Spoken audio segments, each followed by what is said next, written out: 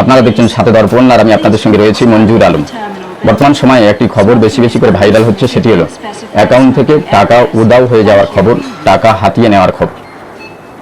সাংবাদিক পিউ রায়ের কিছুদিন আগে অ্যাকাউন্ট থেকে টাকা উধাও হয়ে গিয়েছিল। তিনি সংবাদ মাধ্যমকে এসে জানায় এবং তিনি নিজে একটা ডিবেট করে।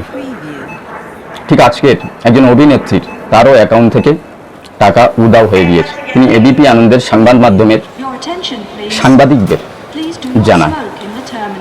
তাহলে চিন্তা করুন, দেশের সাংবাদিকদের, চ্যানেলের অ্যাঙ্কারদের, অভিনেত্রীদের যখন অ্যাকাউন্ট সুরক্ষিত নয়, তাহলে এদেশের সাধারণ মানুষ সুরক্ষিত আছে কি না তা সহজে বোঝা যায়।